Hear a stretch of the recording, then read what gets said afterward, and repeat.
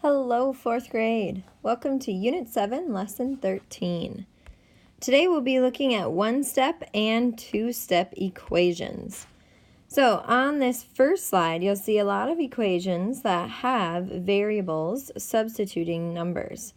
Remember, when there's a variable in the problem, that means we have to solve for that variable to figure out what number would complete the equation to make it true. So this first one says m minus 1 equals 9. As you can see, this is a one-step equation. So first I can just think to myself, well, what's missing? What minus 1 would equal 9? Or you could think of something called the inverse operation, which is just a sophisticated word for what's the opposite. So 9 plus 1 would equal 10. Now, if you think about it this way, 10 minus 1, yes, that would equal 9. So we've already solved this first one. M equals 10. And the next one, we know C divided by 5 equals 10. So that means some number divided by 5 equals 10. I can think of the opposite and do 10 times 5. Think of the opposite operations. What is the opposite of division? Well, that's multiplication. Well, 10 times 5 would be 50. Now, would that work as C? 50 divided by 5? Yes, that equals 10. So C equals 50 in this equation.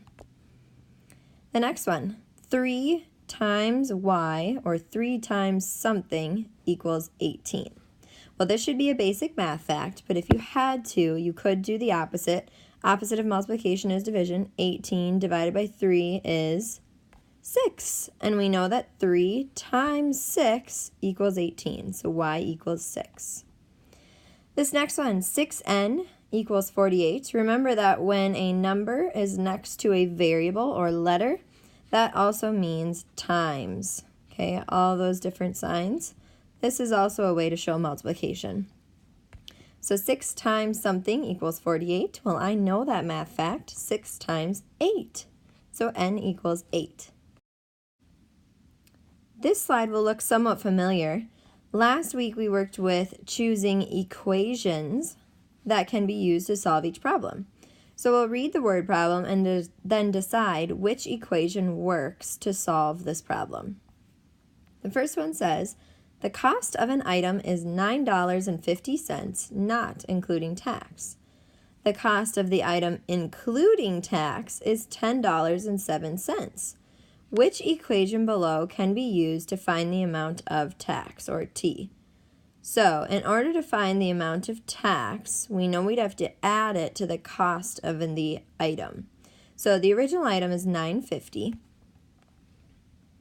Then the cost of the item with tax is $10.07. So, this would essentially be the equals $10.07. So, that means $9.50 plus tax would equal $10.07. Does anyone see an equation that works? 950 times T. Nope, that's not what we want. The next one, tax minus 950. That doesn't make any sense. So the last one must be it. Let's take a look. $9.50 plus tax. Yes, we found it. This is the one we want. So C was the correct equation. All right, let's take a look at the next one. Caesar earns $8 for mowing a lawn. Last week, he earned $32 mowing lawns. Which equation below can be used to find the number of lawns he mowed last week? Okay, so he gets $8 per lawn, and then he earned $32 last week. So, essentially, 8 times the lawns equals $32. So I don't see anything below. Let's see what it's asking us. Which equation below can be used to find the number of lawns N he mowed last week? Okay, so let's see. If I did $8 divided by the number of lawns, does that make sense? No. If I did 32, the dollars he earned last week, divided by $8, the number he earns per lawn, would that tell me how many lawns? Ooh, that one would work. Okay, because this one would tell me then that he mowed 4 lawns. The other one, taking the number of lawns times $32, again, does not make any sense at all in this situation, and the equation doesn't even work. So we know that taking the total from last week divided by $8 per lawn would tell us how many lawns he mowed. Yay! We move on to two-step equations. The easiest way to solve this part is to first ignore the part of the variable. So I've got my handy dandy Bitmoji down here that I'm going to just first cover up that 2n. Remember, that means 2 times n. So now I think to myself, what plus 1 would equal 9? Okay, well that's super easy, 8. But here's my next question. Does that mean n equals 8? No, it does not. That means that 2 times n has to equal 8.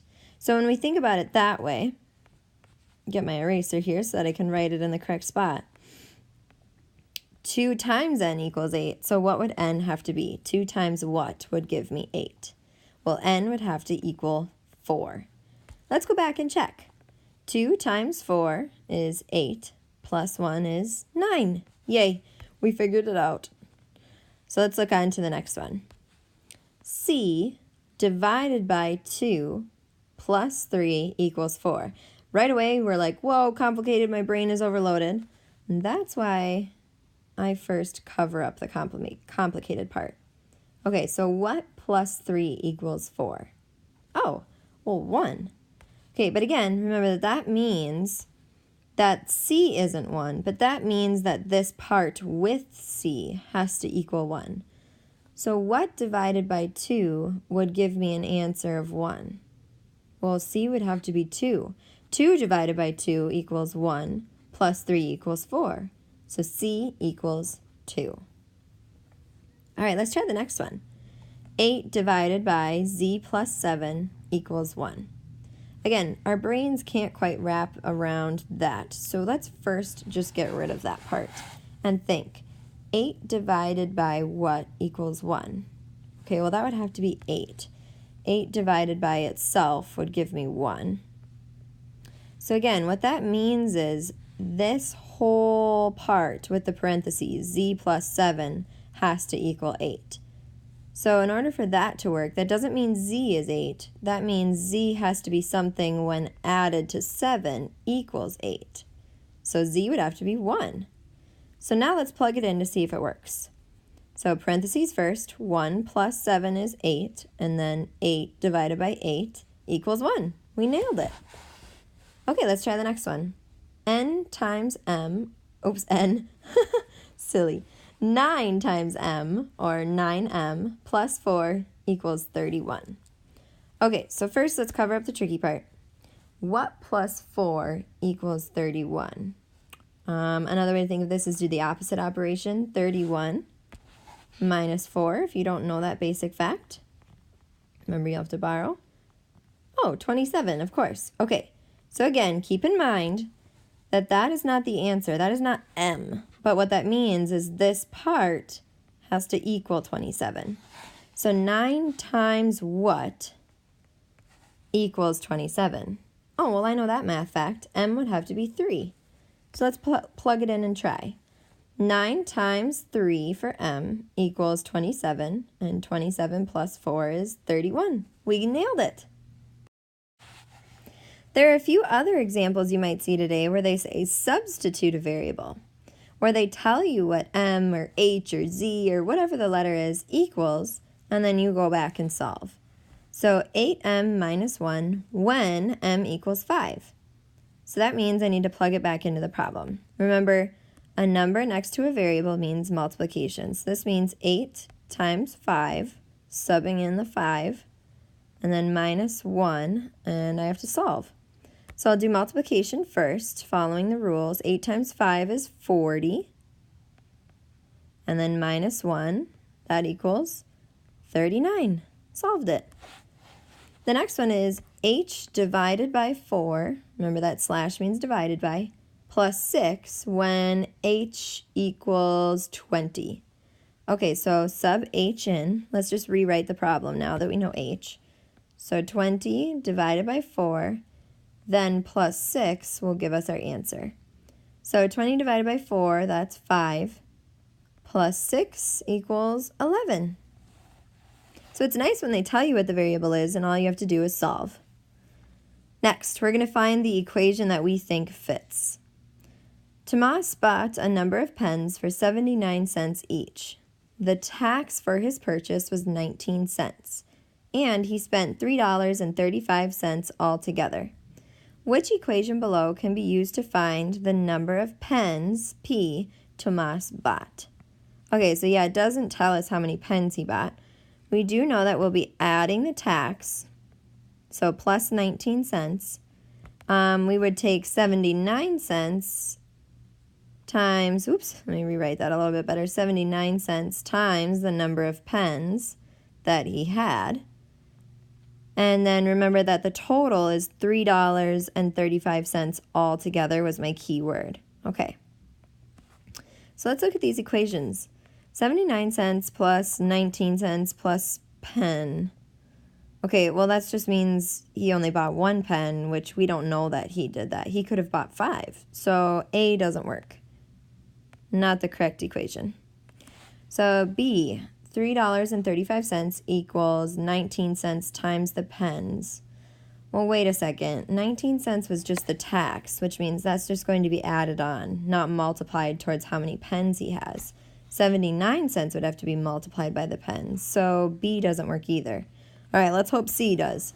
79 cents times the pens. Ooh, that works. That's what we figured out earlier. Plus, yay, 19 cents plus the tax equals the total, $3.35. Awesome. We found that C is the correct equation. Okay, kids, it's time for your ticket. On numbers 1 and 2 today, you'll be solving for the variable. One is a one-step, the second one is a two-step equation. Remember to just cover this part up, think about it, and then solve for M. And then the last one is reading the word problem and figuring out which of these equations matches the word problem correctly. Good luck!